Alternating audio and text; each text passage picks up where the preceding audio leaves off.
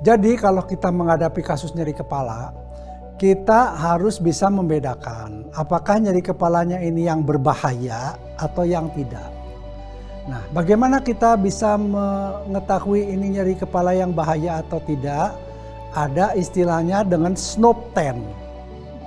Snopten. Nah, Snopten itu apa? Snopten itu adalah contohnya misalnya nyeri kepala ini ditandai dengan demam.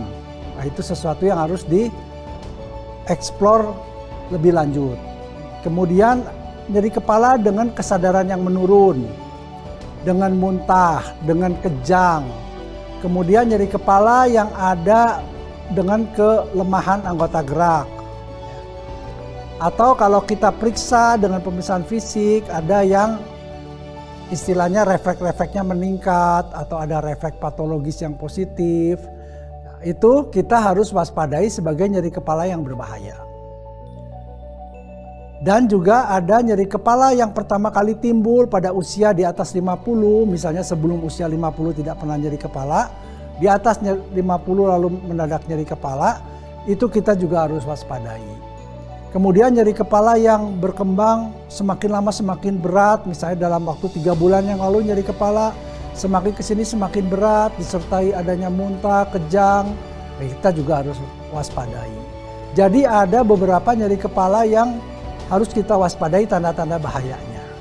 Nah, apabila menjumpai tanda-tanda bahaya tersebut, sebaiknya dianjurkan langsung memeriksakan diri kepada dokter.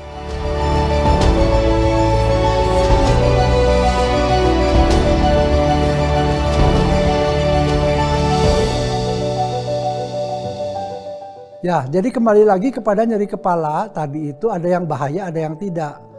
Kalau yang bahaya misalnya nyeri kepala karena ada infeksi di otak, nyeri kepala karena ada tumor, nyeri kepala karena ada trauma atau karena benturan di kepala, atau nyeri kepala yang tadi seperti disebutkan ada tanda-tanda bahaya, itu kita harus cari dulu sebabnya apa. Apabila tidak ada semua itu kita masukkan ke dalam nyeri kepala primer.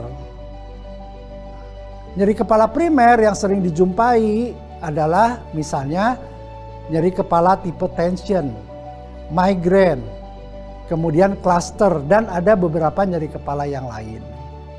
Tapi kalau nyeri kepala primer itu bukan sesuatu yang berbahaya. Tapi kalau nyeri kepala yang tadi yang kita sebutkan ada tanda-tanda bahaya atau kita sebut nyeri kepala sekunder, itu kita harus periksakan diri kepada dokter dan harus kita tindak lanjuti.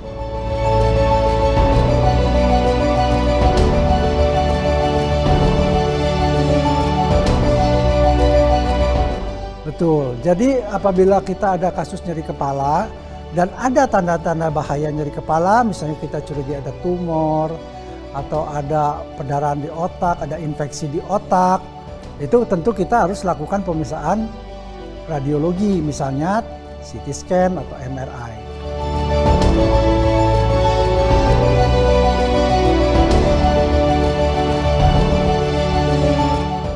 Pasien tentu akan kesulitan untuk dia menentukan apakah dia menderita tension type headache, migrain atau cluster. Karena untuk menentukan itu ada kriteria dari International Headache Society. Jadi biasanya yang menentukan apakah dia suatu nyeri kepala tension, migrain atau cluster ya harus dokter.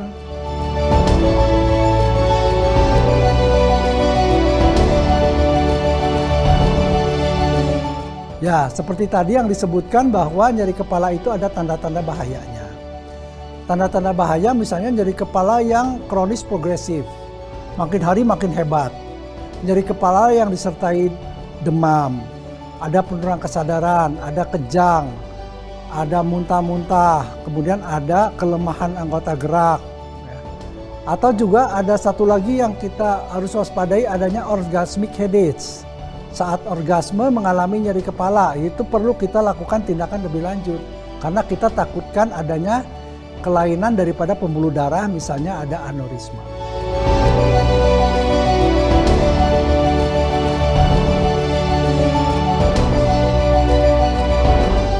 Sebenarnya kalau dia bukan nyeri kepala yang berbahaya, misalnya nyeri kepala primer, misalnya tension type headache, cluster maupun migrain, itu tentu harus berobat ke dokter.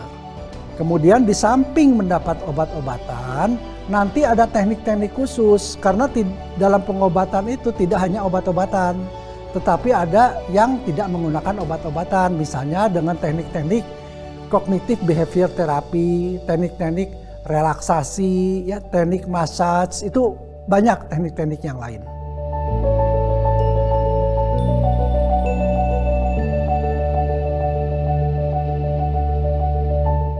Jadi ada makanan khusus yang mencetuskan terjadinya migrain.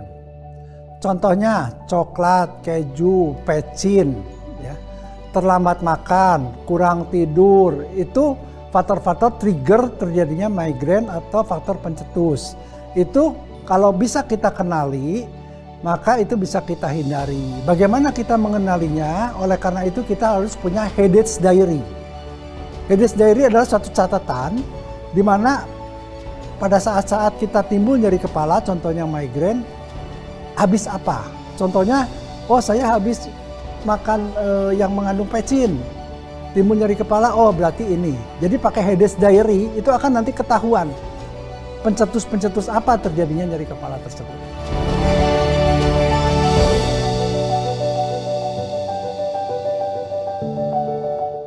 Ya, olahraga itu tentu akan berkaitan dengan relaksasi. Nanti ada teknik-teknik untuk relaksasi pada kasus-kasus nyeri kepala yang primary.